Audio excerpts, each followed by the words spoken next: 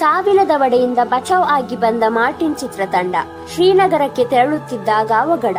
ಹಾಗಾದರೆ ಈ ಘಟನೆ ಹೇಗೆ ನಡೆಯಿತು ಮತ್ತು ಏನಿದಕ್ಕೆ ಕಾರಣ ಎಂಬುದನ್ನು ನಾನು ನಿಮಗೆ ಈ ವಿಡಿಯೋದಲ್ಲಿ ಸಂಪೂರ್ಣವಾಗಿ ತಿಳಿಸಿಕೊಡುತ್ತೇನೆ.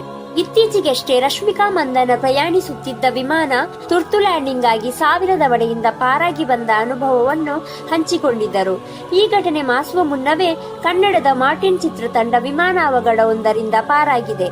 ಧ್ರುವ ಸರ್ಜಾ ನಟನೆಯ ಮಾರ್ಟಿನ್ ಚಿತ್ರತಂಡ ಹಾಡೊಂದರ ಶೂಟಿಂಗ್ ಆಗಿ ಜಮ್ಮು ಕಾಶ್ಮೀರದ ಶ್ರೀನಗರಕ್ಕೆ ತೆರಳಿತ್ತು. ದೆಹಲಿಯಿಂದ ಇಂಡಿಗೋ ವಿಮಾನದಲ್ಲಿ ಶ್ರೀನಗರಕ್ಕೆ ಹೋಗುತ್ತಿದ್ದ ವೇಳೆ ವಿಮಾನದಲ್ಲಿ ನಡುಕ ಕಾಣಿಸಿಕೊಂಡಿತ್ತು ಎಂದು ಚಿತ್ರತಂಡ ಹೇಳಿದೆ. ಈ ವೇಳೆ ದೇವರ ಆಶೀರ್ವಾದ ಹಾಗೂ ಅಭಿಮಾನಿಗಳ ಆರೈಕೆಯಿಂದ ನಾವು ದೊಡ್ಡ ಅನಾಹುತದಿಂದ ತಪ್ಪಿಸಿಕೊಂಡೆವು ಎಂದು ಚಿತ್ರತಂಡವು ಹೇಳಿದೆ. ಶ್ರೀನಗರದಲ್ಲಿ ಕೆಟ್ಟ ಹವಾಮಾನ, ತೀವ್ರವಾದ ಮಂಜು ಇದ್ದಿದ್ದರಿಂದ ಮೋಡಗಳ ಮಧ್ಯೆ ವಿಮಾನ ಚಲಿಸಿದಾಗ ಇಡೀ ವಿಮಾನವೇ ಅಲುಗಾಡಲು ಶುರುವಾಯಿತು.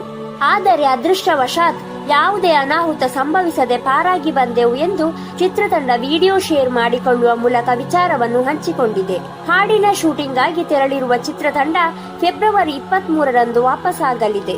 ಮಾರ್ಟಿನ್ ಸಿನಿಮಾದಲ್ಲಿ ಆಕ್ಷನ್ ಪ್ರಿನ್ಸ್ ಧ್ರುವ ಸರ್ಜಾಗೆ ಜೋಡಿಯಾಗಿ ಅನ್ವೇಷಿ ಜೈನ್ ಅವರು ನಟಿಸುತ್ತಿದ್ದಾರೆ. ಮಧ್ಯಪ್ರದೇಶ ಮೂಲದ ನಟಿ ಅನ್ವೇಷಿ ಜೈನ್ ಮಾಡೆಲ್, ಗಾಯಕಿ, ಜೊತೆಗೆ ತನ್ನ ಹಾಟ್ ಲುಕ್ ಮೂಲಕವೇ ಫೇಮಸ್ ಆದವರು.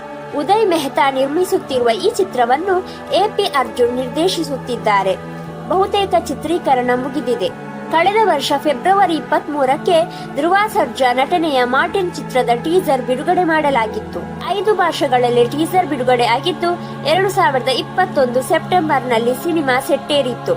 ಅರ್ಜುನ್ ಸರ್ಜಾ ಅವರು ಈ ಚಿತ್ರಕ್ಕೆ ಕತೆ ಬರೆದಿದ್ದು ಬೆಂಗಳೂರು, ಹೈದರಾಬಾದ್, ಕಾಶ್ಮೀರ, ಮುಂಬೈ ಸೇರಿ ಹಲವು ಲೊಕೇಶನ್ಗಳಲ್ಲಿ ಶೂಟಿಂಗ್ ಮಾಡಲಾಗಿದೆ. ಈ ವಿಡಿಯೋ ಇಷ್ಟವಾಗಿದ್ದಲ್ಲಿ ಹಾಗೂ ನೀವು ಧ್ರುವ ಸರ್ಜಾ ಅಭಿಮಾನಿಗಳಾಗಿದ್ದಲ್ಲಿ ಈ ವಿಡಿಯೋವನ್ನು ಲೈಕ್ ಮಾಡಿ, ಶೇರ್ ಮಾಡಿ ಮತ್ತು ನಮ್ಮ ಚಾನೆಲ್ ಅನ್ನು ಸಬ್ಸ್ಕ್ರೈಬ್ ಮಾಡಿ.